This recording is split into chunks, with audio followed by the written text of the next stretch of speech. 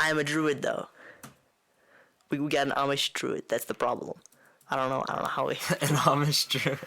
And it is an Amish druid. That's also a thing of total. No. Oh, I know. Yeah, I know. He's a thing of total disbelief with a lantern and a goblet. So he's kind of an Amish druid with a lot of bling that people don't really get. Who owns a bar, lives in a place known for being an area with a lot of media personality, but has unremarkable bracelets, even though he's got a friggin' awesome goblet. Okay. And he lives for knowledge.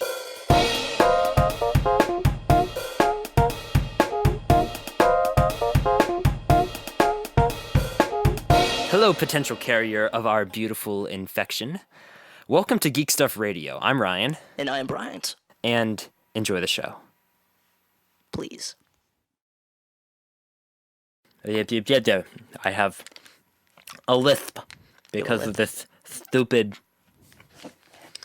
cough drop. And just for the audience, I have I'm sick right now, so I'm gonna have a very nasally sounding voice, and there's gonna be a bunch of this noise. I really hope that's not going to be like a continuity error. I really hope not too, but I don't know. We'll see. Yeah. So basically, the question we have for the free talk is, what is this podcast? And this is actually our second recording of everything because we decided to change the main topic of the podcast, and then we found out some pretty big news relating to one of our collective favorite TV shows. So we needed to add that to the monthly Geekdom section at the end. So we're just kind of gonna re-record the whole thing and take a very informal approach and just be straight up with the audience that we're doing a second recording here. Yep. Yeah. So, I think what is this podcast? Pardon? Sorry. Yeah. No, I was just said, what is this podcast? Yeah. This podcast is basically the brainchild of myself and this guy named Ryan. And what we're trying to do is basically recap usually the month in geekdom or in pop culture.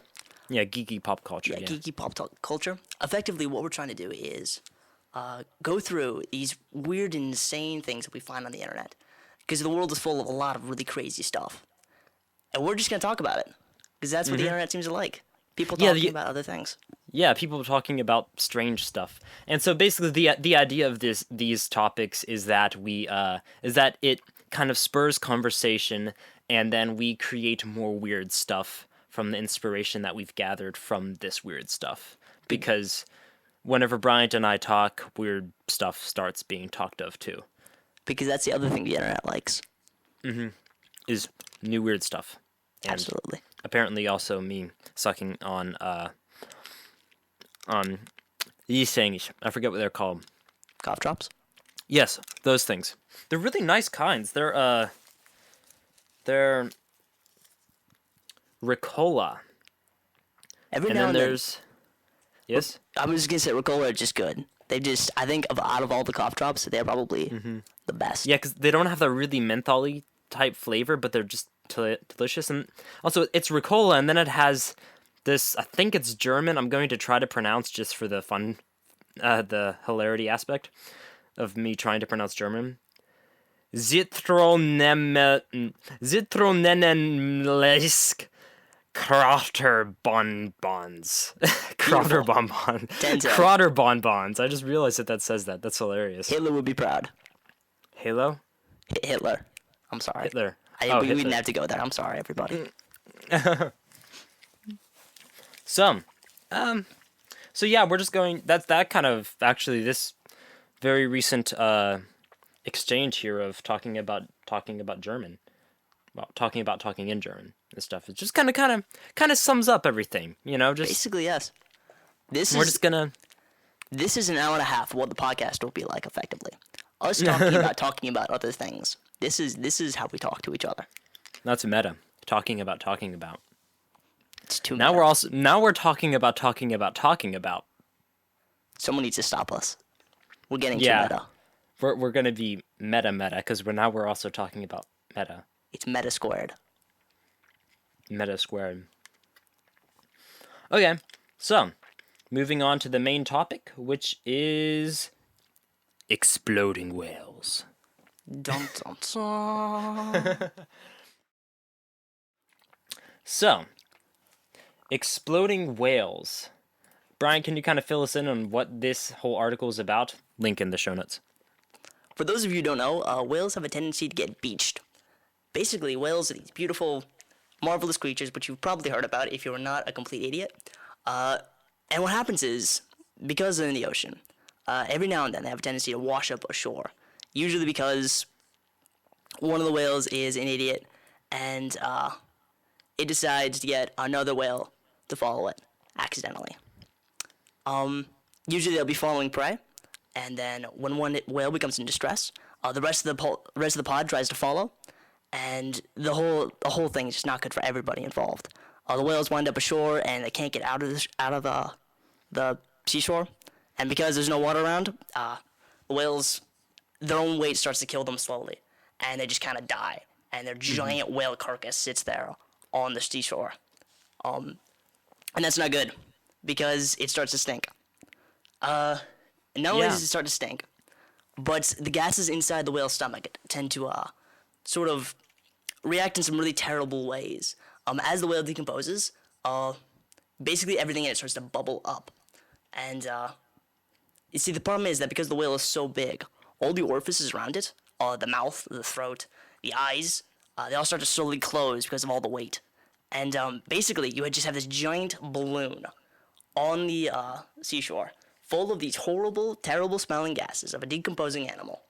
And all it takes is the slightest nudge, the slightest pop, the slightest little pinprick or movement, and the whole thing explodes. And it's been known to happen quite a few times. And it's always horrible when it does. And usually it's only when after they've been moved. Someone will, because, you know, a decomposing whale isn't exactly the greatest thing to have on your beach. I mean, I know some people are into that. Some people enjoy just, being able to touch whales and send rotting meat flying over the, surrounding countryside. Yeah, man. I mean, I'm sure that there's some guy somewhere who's, like, listening to this podcast. He's like, that sounds awesome. I'd love to blow up a whale. Like, I'd love to pick a whale. That guy is Stu. Stu's listening to this podcast. He's like, yes. Yes, I cannot wait. It's like a giant gray balloon somewhere just filled with, like, all this red stuff. To fill our friends listening in, Stu was the person who very kindly gave us the idea for the initial topic of this podcast that we failed at, and we failed massively at because we didn't know anything about it, and we decided to talk about it. Not like we know very much about exploding whales either. Yeah, I'm actually getting deja vu vibes over here. but it's still interesting, and also, I've noticed that the video that is linked to YouTube on this page, down below, it says, well, the title of the video is The Exploding Whale Compilation. And at the bottom, just under the video, on the Wired page, it says, warning, it contains exploding whales. No. I know, right? I did not expect that. Alright, so Ryan, real talk. Oh my gosh. Sorry, I'm just watching the video, and the whale just burst. Alright, so, you own this nice beach house, okay? A nice beach, can't talk. You own a nice beach house, and, just sort of scenic thing you'd see in a movie. And every now and then you'll take long walks on the beach, and it's nice. You have a dog. You just live in the American West Coast dream. And then all of a sudden, a giant whale shows up on your beach, sort of bringing down the property value of your beautiful beach house. And you're just sitting there flailing. What do you do? How do you fix this? How do you fix a whale getting beached on your beach house? What was the first thing you would do? I don't know. See, I would say call the local authorities, but that's boring. Yeah. So I'm not going to do that. Quick question: what's my job? your job is you work in an Alaskan oil refinery. And I say that because I'm looking at the map, and Alaska is the closest state physically to me on this map. So, if there's an oil refinery in Alaska, you would be the sort of person who would work on it. I'm actually gonna have to Google that now. Is there oil in Alaska? There is, isn't there? Wait. So let me get this straight. I live in San Francisco, and I work in an oil refinery in Alaska? You have a really long commute in the morning. That's a bit more than... What do I have, like, to drive? You have a whale. I have a whale. I drive in a whale. I have no idea. I don't know. You make it up, you know. You've got this. I've got this. You've got this. Trust me, man. You've got this. You're expedient with your travel. Oh, I have like a That's TARDIS ridiculous. or something? Pardon? I have like a TARDIS or something? Is that my mode of transportation? Because I'm pretty sure that's the only thing that could really do this. I'm not gonna say you don't, but I'm not gonna make any promises that you do. Okay, well, so the whale is still flailing. I wait till it dies. You terrible person. Well, I can't do much with it flailing around like that. Is there any TNT around? Do I happen to know of the location of any TNT? Okay, so you have a dead whale on your beach house and a lot of TNT. Okay. I'm not sure like where this is going, Ryan. Well, then I think to myself, well, I'm going to blow this whale up.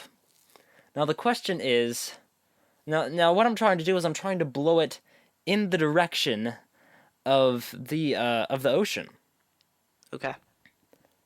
because I want to get it off my property.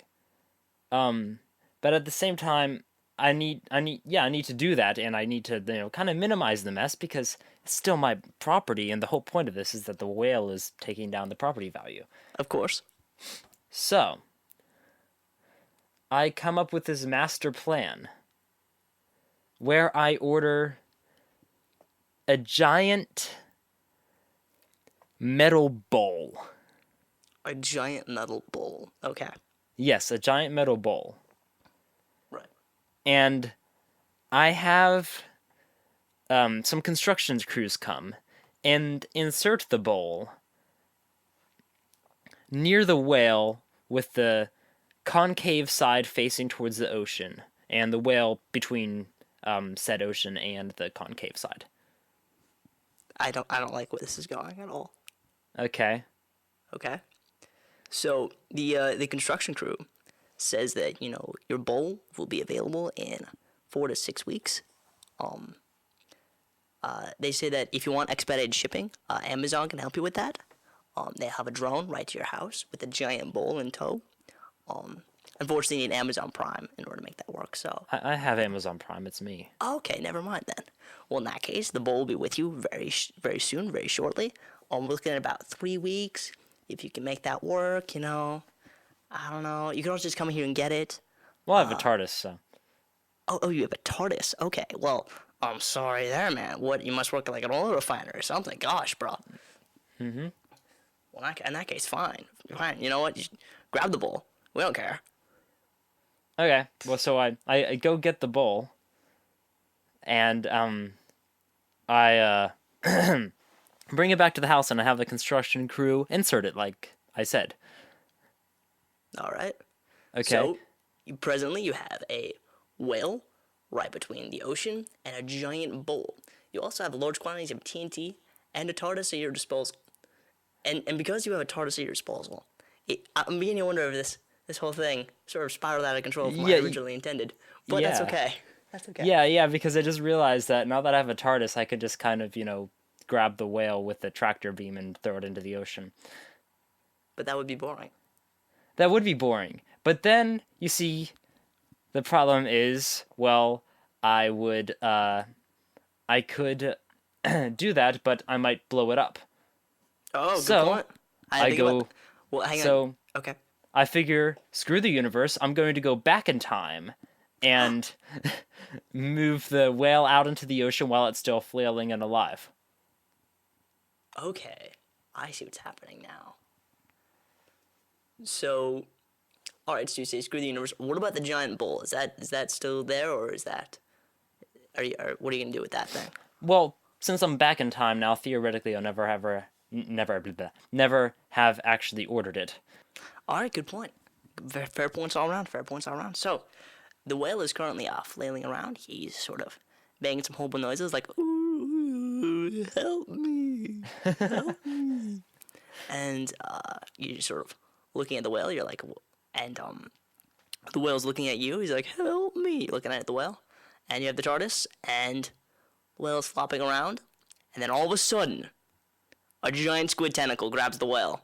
Now what do? I watch. You terrible person.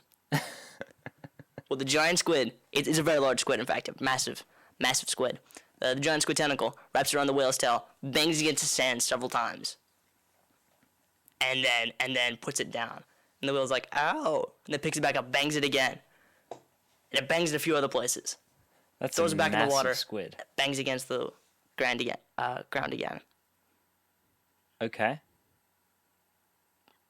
And then the whale looks at it, and it's like, why would you do that? And the squid says, because I'm your father. And the whale dies of a heart attack. Okay, thank you for that, Bryant. Shall we welcome. move on? Sure. The whale's dead now. So anyways, about whales exploding. Yeah. Yeah, I don't know. Do we need to say anything more on that topic? I think we've said everything they could possibly said about that topic, and then some. I think that topic has been thoroughly milked. Yeah, I think that we literally, I think we spent about half the time that we talked about whales. I think we spent over half of that just role playing. Yes, we did. Me trying to get a whale off of my property. I never actually managed it either. No, you didn't. The whale is still there in every multi-dimensional setting this is in. The fact that we had to say that, the fact that we had to specify which dimension this story that we just made took place in, just shows how phenomenal we are at this podcast thing. Mm-hmm. Yeah, we're so good at this. We have such great skill. Oh, I just kicked a heater. So, shall we move on to the month in geekdom then? Sure. Yeah. The month in geekdom. I don't know. That was a great segue. Doing a little bumper there. So, well, we have gaming. Yeah, I'm getting a strange sense of deja vu about this. The game called Oxenfree. Have you heard of this game, Bryant? You know what? I get the feeling I have, but I can't figure out where. I feel like we've had this whole conversation before. Yes, Oxenfree. It is a spooky 80s teen movie turned into an adventure game. It's effectively one of those mixes between the Walking Dead style, Telltale style, choose your own adventure games, effectively, with a mix between the adventure games of old, with a bit of H.P. Lovecraft thrown in there. Yeah, it's like if John Hughes tried to turn an H.P. Lovecraft story into a video game after he played a bunch of sword and sorcery, this would be said game. Yep. Yeah. Beautiful descriptor. Yeah, and it's really cool because it's kind of like, it's a 2D cartoon-like game with some phenomenal art. Actually, they've done a very good job with that. Mm-hmm. It's got great aesthetic. But it's also pretty creepy, and the trailer, the teaser is pretty cool. And Bryant, you know me, I'm a big fan of good advertising and good aesthetics to games, and well, not games, just for companies in general. Like right. you just need to have good advertisement. It's just kind of a must with me. So yeah, I congratulate them very much on how well they've done. They've done a great job. Especially considering this is this is basically like an indie title. It's nowhere near as big as so many of the other games coming out this year. So the fact that they're able to pull off such a high quality product with so little is phenomenal. Oh, Brian, I actually have wait, give me a second. Yeah. I'm having the sinus trouble. I've noticed. I noticed extensively. Oh, that's much better. My apologies. Okay, there we go. Okay, so, I am playing Skyrim right now. I'm very late to the Skyrim scene, but it's Skyrim, and it's like a timeless game, so not too bad of a thing. But I'm also like not a particularly great player. I've like I leveled up to level 13 today. Level 13. Yeah, I'm at level 13. I know. There are like people like level 2 billion or whatever. But so I have Skyrim Legendary Edition and I'm on Solstheim. Are you familiar with this at all? It is, yeah, you got all the DLC for Skyrim, correct? Yeah. Do you have that too? Have you ever? I do not. I think I just have the base game. I don't Okay. have... Cuz I was going to ask you for a tip on cuz I'm going up against currently a it's called a lurker, I believe. And basically so I had to go into this dungeon to kill a guy who I think he was called Melkor, I forget, but he basically sent some cultists to kill me and I killed them. And then I traveled to Solstheim because I found the assassination order and foolishly the said dragonborn false god foolishly put his name on the assassin contract, so I was able to, kind of track back to That wasn't him. smart. Yeah, that wasn't very smart on his part. I don't know why he did that. But so I go to Solstheim and I go to his palace, which is being built by a bunch of these people who are brainwashed and mind controlled into building it. And I go down and I kill a bunch of cultists and stuff with this one random girl who happened to show up there. And I go through and I get pulled into the guy's realm and all that stuff happens and I talk to him a bit and he sends me back with a bunch of these like 6-armed things that hit me a bunch of times and I'm back into the real world and stuff. And then I go to the girl's village and her father tells me that I need to learn said dragonborn false god's shout. So I go and I kill a dragon and I learn the shout, which is bend will, so I get to bend the will of anything around me pretty much. But within level restrictions and all that good stuff. And I go to this one stone, I think it's called the Windstone. Okay. And I have to use the bend will shout on it, and I do. And then it spawns this thing, the thing that I mentioned before, called the Lurker, I believe that's what it's called. And it's probably the highest level thing that I've fought against. It's way harder to kill than a dragon. At least the dragons that I've come across. And I'm not... for whatever reason, like, friends of mine have said that they've had, like, Daedric weapons and all these really good weapons by the time they've gotten to this quest, but I have, like, a hunting bow and an ebony sword. You're level 13 and fighting a lurker. Get used to saving your game very often. Yeah. So my current plan is to kind of lure him to the village because that one girl who I fought in the dungeon with was ridiculously good at fighting and also seemed to be a bit immortal, invulnerable, whatever. Oh, yeah. So that was helpful. I think they all are. Every NPC that you can have a discussion with are all immortal, I believe. I think that Lydia can die. Yeah, Lydia can die. She is. But but this is like a non-player character who plays a pretty big part in the storyline. Yeah. I think. Well, kind of in this storyline at least. Lydia doesn't. I know that for a fact. Yeah. But anyways, so I'm trying to lure him to said village. That probably kind of makes me a murderer because I'm sure he's going to kill a whole lot of people while we're there. But I'm hoping that she'll be able to kill him. Either that or it'll be something really stupid where he's like going around killing all of the surrounding villagers and she's just and nobody cares. Yeah, nobody actually cares. It's like a normal Tuesday for them. They get lurkers every weekend. Yeah. Call the Orkin Man to get them out. Yeah, so I was just wondering if you had any tips for me, but if you don't. If you haven't actually gotten the legendary edition, then I guess you wouldn't know how to do Yeah, that. I haven't, like I said, I haven't ever encountered a lurker, and I have the wiki page pulled up right now, and I'm looking at a picture of it, and it looks terrifying, and I'm so sorry I have to do this. But here's what I can say. I've gotten through so many over-leveled things in Skyrim just by hitting start and saving my game when I'm full on health and just running at it repeatedly until I have memorized literally every single possible variation in what could possibly happen. And just getting good at reading all of those.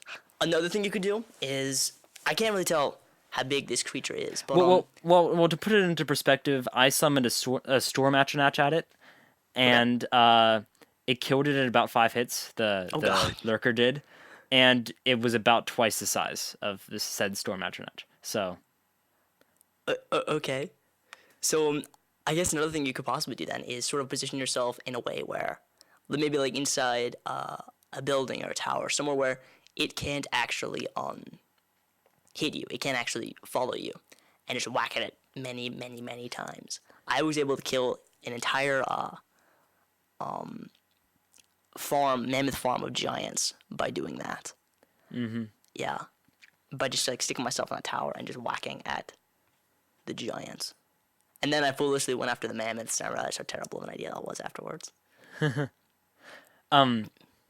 Yeah. I'm trying to do something kind of like that. Like I said, kind of luring it to the village. Whenever I try to stay on top of like a cliff or something, it finds a way around pretty much. So Okay. yeah, I'm gonna need to find a better spot, I guess. But it also has ranged attack. Oh, that's gonna be a problem. Yeah, Yeah, never mind. so I have to like crouch behind a rock or something every once in a while. Thankfully, it has like that little build-up thing, so you can tell when it's coming. So that's nice. But yeah, okay. So I don't know. I'd say luring into the village might be your best bet. Get some of those NPCs on your side. Yeah. Well, there are some NPCs there too, but they're like not really characters so much as just random people, who were brainwashed and now I guess they're free, kind of ish. They're fighting it, so that's nice. But That's good. they do like nothing. Zip, nada. Did I tell you about the time my first just kind of non-storyline related dragon that was really just kind of like, hey, kill this dragon for us? Yeah. Was actually killed by a giant and a mammoth for me. I think. Oh, I don't remember if you told me this story now. Go ahead, tell the story. Well, so the first non-storyline related dragon that I had was killed by a giant and a mammoth for me. That's fantastic. Yeah. So basically, yeah, I rode out to this one, ridge place. It was the commission that you get from Solitude, I think it is. Okay. I think it's Solitude. And I rode out there, and I had died like 6 or 7 times trying to kill this thing, failing at killing this thing. And every single time, like, this annoying witch would come by, and she'd electrocute me and take down, like, half my health, and that was annoying. So the first thing I did when I got there was ignore the dragon, and I killed the witch. So that was nice.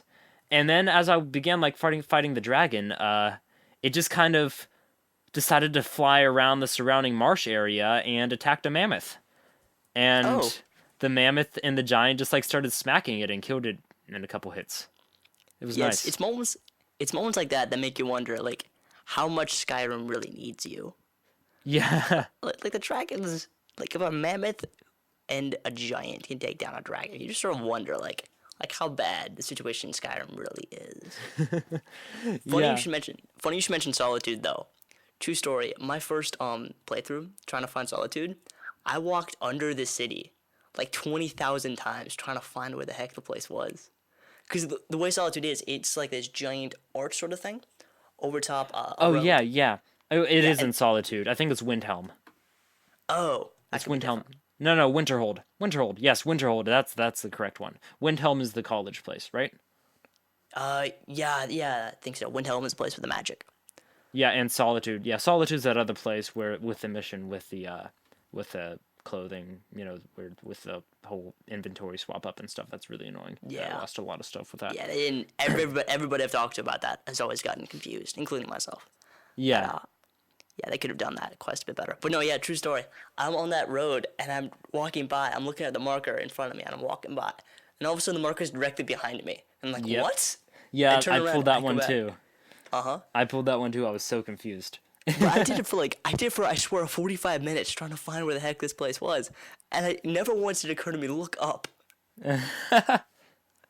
Like I'm pretty sure if I looked up, I would have seen the marker right there. I would be like, gosh dang it. I would have like gone into the water and just drowned myself because of how crap I am at this game. Yeah, and it's funny because like whenever I was in Solstheim and I was going through the temple of said false god, Uh-huh. I basically just let the girl do most of the fighting. Oh yeah. At one point, yeah, the NPC. At one point, I I had died at this one room, and so instead I climbed up on this little platform. That she asks you to get on. It has like a chest there and stuff. Okay. And I just let her fight all of the enemies, and they couldn't get up because they didn't have the whirlwind sprint shout. So Oh, they yeah. couldn't. What I did to get up there, I climbed a pillar, kind of climbed like this incline, and whirlwind sprint shouted across this thing, and onto the thing. So nobody could really descriptive. get there. And the thing was, they fought her down to the point that she was basically kneeling like every 2 hits or so. Right. And so, but I got them to come over kind of at the base of this thing, and I used the cause chaos scroll. And so they all ended up killing each other. That's amazing. It was the best thing ever, yeah. That is genius. Yeah, so That that's how I is- usually worm my way out of things. Okay, so next topic on the month in geekdom. The Sherlock Special. Will you be willing to reiterate your previous quite magnificent spoiler-free review of the Sherlock Special? Because I still haven't seen it. Crap, I don't remember what I said. Okay. Basically, the Sherlock Special was, it takes place in Victorian, London. It's effectively it's effectively a very faithful retelling of one of the original stories by, Arthur Conan Doyle. yes, I don't know why I couldn't remember his name for some stupid reason. But it's by, Sir Arthur Conan Doyle. What's really interesting, though, is that they take this story, and then they do it in a kind of really clever way, but it's like Stephen Moffat, so it starts out clever, but the more you think about it, and like as the episode wears on, you realize how not clever it really is. They sort of tie that into where the TV show is currently, and I'm not going to spoil that, even though you've already seen it, but a certain character has come back from certain death, supposedly, and Sherlock, in this particular story, in a particular special, that Sir Arthur Conan Doyle wrote, that this episode is adapted from, a character, or at least the bad guy, has come back from the dead, and Sherlock is trying to figure out how to solve that. And like I said, it's sort of, in some really, really interesting ways, it has a bit of an Inception vibe to it. That might actually be a spoiler. I don't think it is, but it might be. But he's trying to sort of solve two problems at the same time. But then again, like all of Moffat's stories, it starts out really clever, and then right at the end, it gets sort of not nearly as clever. He solves it with some really easy shenanigans, really stupid stuff, and he sort of Deus Ex Machinas his way out of it. So, I mean, it is a good episode, and it really is a really great tie into the upcoming season. But I don't know. It's got Stephen Moffat written all over it. Okay. And since we know about the Star Wars Rogue One trailer leaked and how this is like old news, we're just gonna delete that from our list. Yep. So, I heard that this is actually confirmed that Spider-Man is going to become an Avenger and that he's going to be in Captain America Civil War. It's straight up confirmed. I heard that it was confirmed by somebody. Wow. I know for a fact he will be yeah, he's known for a fact that he will be in Civil War. Well, I don't know I didn't know that it was gonna that I don't know if it's confirmed that he's gonna be an Avenger, but I know for a fact he's gonna be in Civil War. That's what I meant. Sorry to be misleading, folks. I think what's really funny is that well, first off, finally, Spider-Man is finally going to join the MCU. I can't wait until the other companies see the light of day and they realize how terrible their movies, Marvel's properties are, and how much better Marvel can do it. And just out of just because they want to see a good movie, they just give their properties over to Marvel. Like Fantastic Four and like the X-Men could just go become Marvel things. I think everybody would be better off, the companies who own the properties included. So, but anyway, yeah, no, I think it's really interesting is that they aren't doing another origin story for Spider-Man. Because you've seen basically every Spider-Man movie, like it's not really all of them, but both the reboots, the Sam Raimi one and then the Amazing Spider-Man one, they've had to sort of recreate the origin story for Spider-Man, and that's something that really every superhero movie has been doing, is effectively explaining how these superheroes came to be, and people are sort of slowly starting to get sick of that. This Spider-Man, this sort of introduction of Spider-Man into the MCU, they aren't doing that. They're just gonna say he's already an established superhero. He's already swinging around Manhattan. He's already doing stuff. From what I can tell, that's what they're trying to do here. Okay. That's pretty cool. Yeah. And then the biggie that we have added that has caused us to re-record. Yeah, this is the real reason much. we're doing all of this again. Yeah. This is what role-playing whale explosion is leading up to, folks. Yes. Stephen Moffat leaving Doctor Who. Dun dun dun. On the plus side, there actually might be less character deaths. On the plus side, there might actually be more character deaths. Brian, are you trying to tell us something? Possibly. One of the things about Doctor Who in general, I've always thought it was kind of bizarre, is how often characters that die never stay dead. I mean, obviously that's sort of the Doctor's thing. Well, Marvel you kill 'em, they also won't kind die. Marvel also kind of gets that a lot. Marvel? Yeah, Marvel. I mean, that's true. Yeah. I guess you're right. But anyways, continue. But my point is that Marvel doesn't have a lot of functionally immortal characters. Or at least, I guess, yeah. What we have in Doctor Who, I can name like almost half a dozen that literally for some stupid reason either are incapable of dying or die and then repeatedly come back. And it's not always because they have some supernatural ability either. Captain Jack Harkness was brought back when somehow all of the time vortex wound up. I'm trying to think how that happened. It was like Somehow, I forget.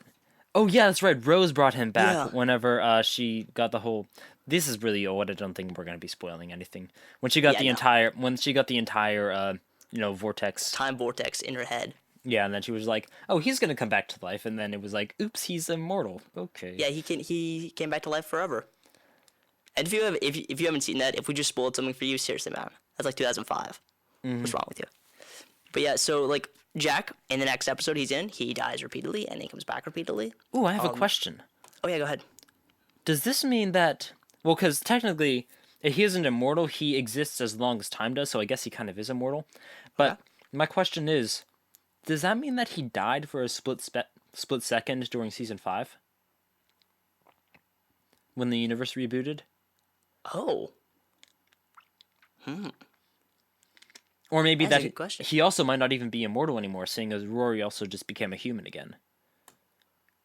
well, he became human and then he became a human again, and then they found some way to oh yeah, they found some way to continually bring Roy back after he died. But yeah, no, I see your point. Maybe that's a good question. But you know what? In that timeline though, when in the timeline in which I'm sorry, I completely lost my train of thought for a second. I'm really sorry. I'm sorry. Oh, there you go. In the timeline in which the Pandorica housed the Doctor and caused every star to supernova, because time technically ended there in, I believe, the year 2010, it's possible that Jack, whenever he was born, or in whatever year he was born, would not have like actually occurred yet. Possible that Jack in that time stream was not even born. Wait. Just something to think about. So I feel like I got. Yeah. So you're saying that he might not actually even exist anymore? He might not. Or if he does exist, I guess I'm saying that he might exist, but that you might be right. I don't know what I'm saying actually. I feel like I don't know. We just sort of, the problem with talking about Doctor Who in ways like that, especially when we're talking about that specific episode, the Pandorica opens, is that eventually you wind up just completely confusing yourself trying to piece together the actual continuity of how characters exist. So, Yeah, that always becomes confusing. yeah. So yes, we never actually kind of got to that topic. Stephen Moffat, by the way, everybody, is leaving Doctor Who. Yeah, that's a kind of a bombshell. Yeah, that's, like I said, I'm not sure if that's sad or if that's good. I mean, there might be less character deaths, but it's also potentially the next person might feel that they need to make up for something and kill a lot more characters. So Personally, I don't really care if characters die. That's not my thing. Personally, I'm slightly concerned about the new guy they're bringing on. His name is Chris Chibnall. For those of you who aren't aware, Chris Chibnall. I'm sorry, pardon me. He was also involved in the British miniseries. I guess it's a TV show now, but it started as a miniseries called Broadchurch, and it was actually really good, to be honest. yeah, David Tennant was in it. Yeah, David Tennant was in fact in it.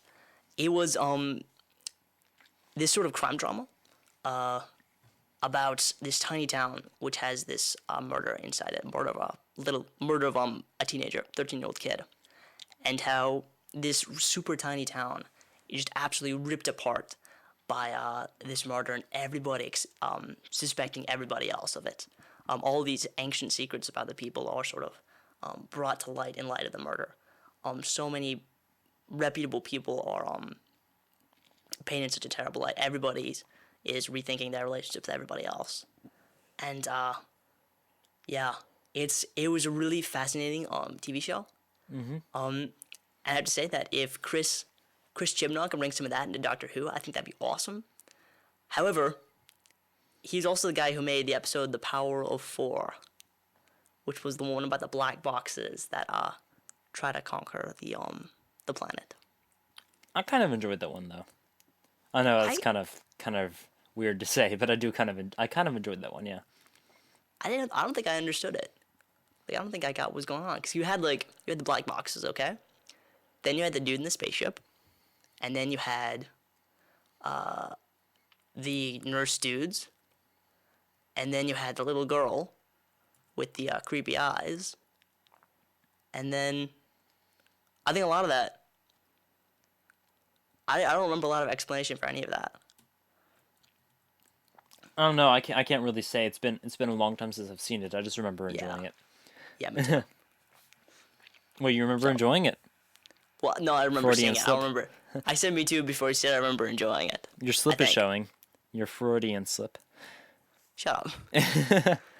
So yeah, that's kind of sad because I did really enjoy Stephen Moffat. Moffat. I don't know how you pronounce that name. Moffat. Moffat. It's Moffat. Moffat. Clearly, Moffat. Yes, most certainly.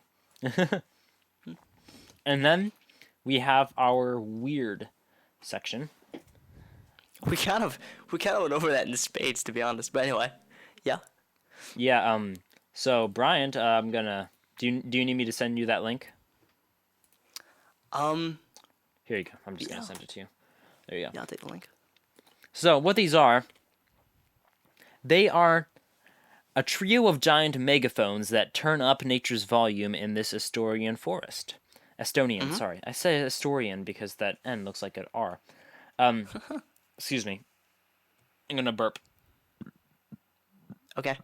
3, 2. No, I 1, already burped. go. I just Oh, burped. crap. I was gonna give you a countdown. But yeah, so basically these blah, blah, blah, blah, blah, blah, blah, Giant wooden megaphones. yeah, basically they're like cones. They are octagonal cones, I believe, and they basically but they've got both ends open, and sound enters in the big end and exits through another end somehow. I guess I'm not entirely sure how they work, and this article doesn't really describe it very much. But basically, yeah, it's just like the sound of the forest goes into the megaphones and is amplified, and it's cool because it makes the sound of like the surrounding birds and stream and stuff like that just kind of louder, and it's kind of neat because I don't know, it just is cool. It's just cool. All right, Ryan, so you're living in a nice Estonian cabin. Well, all of a sudden, a giant wooden megaphone winds up on your... No, I'm kidding. I'm joking. We're not going through that again. Yes, let's try not to make role playing a monthly thing. I mean, Yes, maybe a couple times, but we'll get better at it. I feel like we lost several listeners through that section. Yeah. They were just like, "What is this?" So, that's basically what we've got. And now I guess we're going to pass all of our listeners on to the short story section, which future us is not going to be there with you for. We're so sorry. Please remember us while you listen to Past Us Talk. Wait, hang on. They are listening to Past Us Talk, aren't they? They are listening to Past Us Talk, but this is future us from the relative point of past us, and past us, relative to the future point of them, present them. Yeah. But anyway, so yes, now we have the short story that you slaved on for an hour and a half before we actually started recording. Yes. It's an hour and a half for something that isn't actually that long in retrospect. And I'm having one of those moments, I do it often as a writer, where I just kind of go, why? Why did it take me that long to do this crap? But anyway, for those of you now it's going to be on the internet. For those of you who are unaware, this podcast will also feature, because both of us, we consider ourselves highly creative individuals, whether we actually should or not. This podcast will include I guess I almost said procedurally generated. It's not going to be procedurally generated, but a sort of serialized story that we will both be working on, taking turns working on as this podcast progresses. Every month, we'll be writing at least a new paragraph to stick in our story. And because I drew the short story this week, I have the first paragraph in this beautiful, beautiful story we are so happy to give you. And I cannot wait to see how on earth Ryan makes this work in his next month with his, I'm sure, equally beautiful contribution. So without further ado, you will be given no context as to what is going on, because screw you, viewer. I give you the story, or the first paragraph of the story of the Amish Druid. Blood wasn't supposed to dry so quickly on the countertop. It trickled down the finish, stretching into a crimson blob against the black. It would naturally gravitate towards the bust of Vavassian Cole in his usual pose, an insincerely warm, concerned smile, with muscular arms outstretched, welcomingly to the poor, the needy, the damaged, the refugees, and the oppressed. His moniker, "The old city is big enough for all," sat etched into a bust in an enthusiastic font. A paradoxical motto, I'd always thought, considering he was also portrayed in the oldest city's newest fashions. A pinstripe suit, expensive trench coat, and designer hat, staple of the cultured, successful, and wealthy, all of whom rarely had time for the broken and lost of this world. I know. The broken and lost were my bar's only customers. Dun dun dun! Okay. And so ends the first piece of the Amish Druid story. Incredibly, incredibly small, but enough, I think, to hopefully engender curiosity in some of you. If you didn't, stop watching right now, because it's not going to get any better than that. They aren't watching. They aren't watching. They're listening. Don't no. Don't correct me, Ryan. Okay, I won't. I'm feeling really good after that. I thought I'm doing really good. Thanks, Ryan. Thanks. Yeah, well, actually, though, yes, like, yes, just you slaved on that. You slaved on that way longer than I would have, and turned out a product way better than I would have. Dude, this is gonna be the weirdest podcast ever. You just need to know that right now. We had so many awkward pauses and like long moments of us having obviously no idea what we're talking about. This is the greatest podcast has ever podcasted. Okay. Yeah, so yeah, we'll see how that comes out. Okay, moving on to the closing talk then. Oh, Yes. What's the closing talk? What are we The closing talking about talk is where we beseech our so generous listeners to like our podcast. Give us money? Oh, No, not give us money. dang it. I'm sorry, Bryant. Oh, I know sure, it's all about the money for you, but I am a self-advocated corporate shell. Hopeless corporate shell. I'll take it's any where amount. we. So yes, the closing section is where we beseech our so very generous and benevolent listeners to like our podcast and share our podcast and download our podcast and tell all their friends about our podcast. Infect them. Yes, Infect them with our podcast. Let the Geek Stuff Radio podcast infection spread like an epidemic throughout the human population of the entire Earth, infecting many people with the enthusiasm that is Geek Stuff Radio.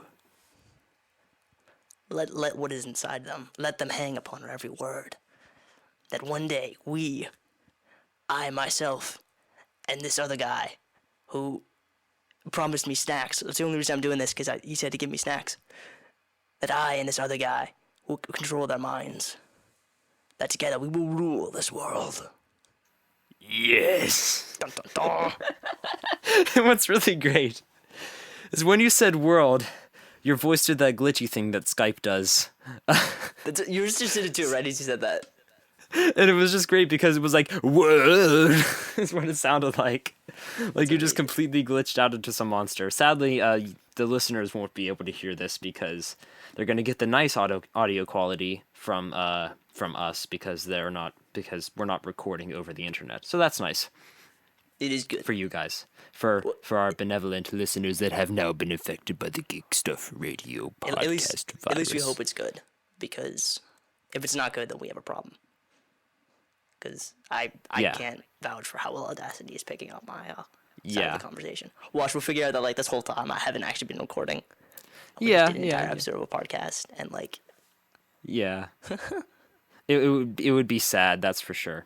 And it would be in character though for both of us. It would. It would.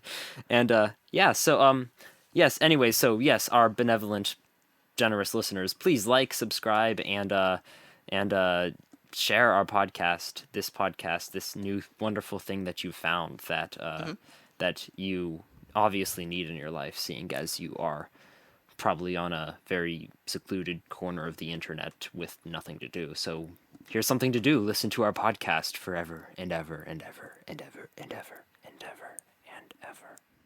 And ever. And give me snacks.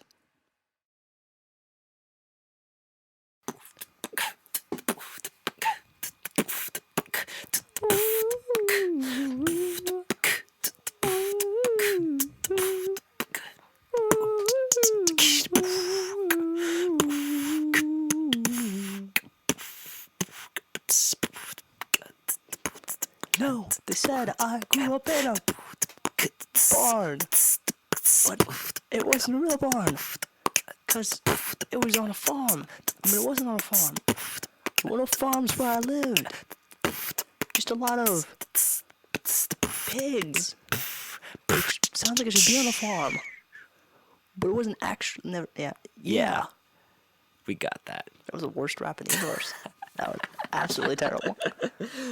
Okay. So that worked.